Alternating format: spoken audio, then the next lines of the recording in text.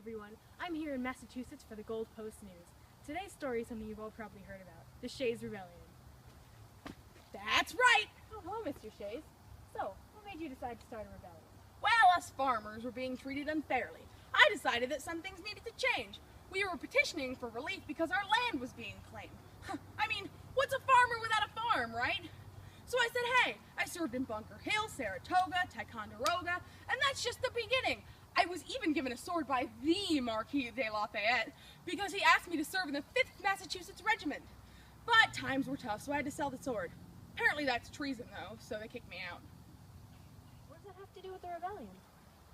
Everything! It's this kind of injustice that makes me gather up 2,500 of my closest friends to head to the Springfield Armory. Or was it 1,200?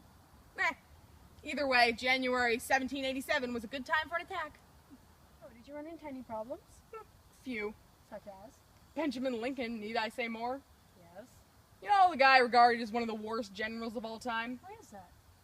Because he oversaw one of the greatest surrenders of all time. Well, what happened after the rebellion? Well, it could have gone better. Okay then, well, stay tuned for the second half of our interview, which will be filmed in our studio. Welcome back. We're here in the studio continuing our interview. So, Mr. Shays, before we came back here, you said your rebellion could have gone better. What did you mean by that? Well, I begged for a pardon after Lincoln intercepted the attack, but I was denied. I managed to flee to Vermont. So, you were included in the general pardon in June 1787, right? Nope. But then, how did you... What? Somehow I managed to be pardoned, so I went back to Massachusetts the next year. Got it. So, now that we have the basic information about you and the rebellion, we actually have a little quote that I want to hear what you think about it. So, he had, Henry Knox? He had quite a bit to say about you and your rebellion. So, in a letter to George Washington, he said, and I quote, "This dreadful situation has alarmed every man of principle in New England. People wake as from a dream and ask what has been the cause of our delusion. Well, what will give security against the violence of lawless men? Our government must be strengthened, changed, or altered to secure our lives and property.